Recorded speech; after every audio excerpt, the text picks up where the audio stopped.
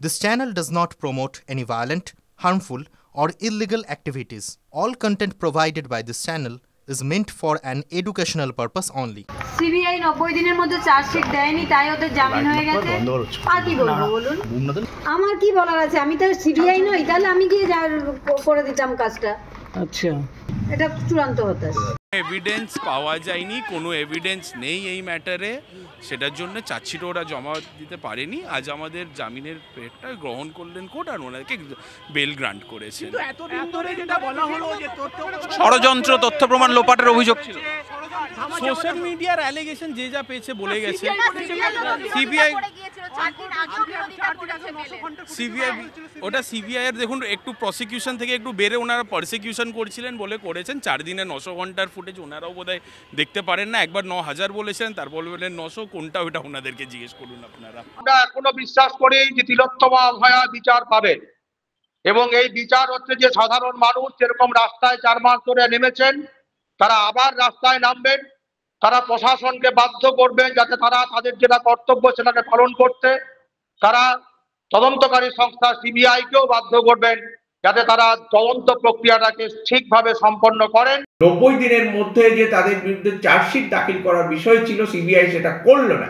আমরা বলবো কারণ তাদের শুধু গাফিলতি নয়, আমরা মনে করি উদ্দেশ্য প্রণোদিতভাবে সিবিআই করলো না, এবং রাজ্য সরকারের যে পারমিশন দেওয়ার কথা ছিল সেই পারমিশনও তার উদ্দেশ্য প্রণোদিতভাবে দিল না। তাই তারা আজকে সাময়িকভাবে আজকে জামিন পেয়েছে। আমরা সার্ভিস ডক্টরস ফোরামের পক্ষ থেকে এর ধিক্কার জানাচ্ছি, তীব্র প্রতিবাদ জানাচ্ছি, এবং আগামীকাল আমরা সিবিআই দপ্তর অভিযান করব। সিবিআই চার্জশিট দিতে পারেনি।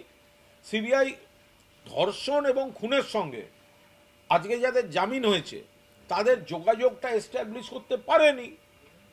ফলে যারা গল্প খাইয়েছেন তাদের ইচ্ছা মতো তারা যাদের শত্রু মনে করছেন তাদের যাদের ঠিক করে দিতে হবে তাদের নামে দিতে হবে, এটা তো আইনে চলবে না। সিট যেটা মুখ্যমন্ত্রী করেছিল সেটাই দিয়ে দেয়, এতদিনে ফাঁসি সাজা।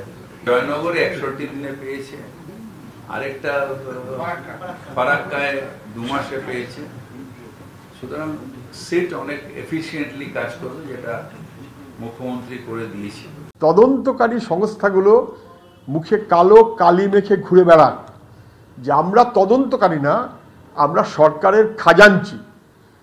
তৃণমূলের সরকার এবং বাহিনী যা চায় সেই অনুযায়ী চালাবার ব্যবস্থা আমরা যাতে করি, দিল্লি সরকার তারই ব্যবস্থা করে দিয়েছে।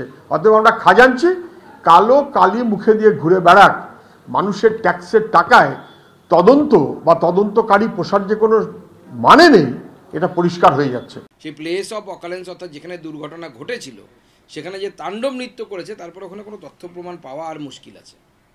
গরু ছাগল যেভাবে ঘুরে বেড়ায় চারণভূমিতে, সেইভাবে সাধারণ মানুষও তো হয়তো ঘুরে বেরিয়েছে। প্লেস অফ অকারেন্স যাকে বলে ক্রাইমের, সেখানে সবথেকে বেশি এই ধরনের অপরাধের তথ্য প্রমাণ পাওয়া যায়, তদন্তকারী সংস্থা সেখান থেকেই সংগ্রহ করে।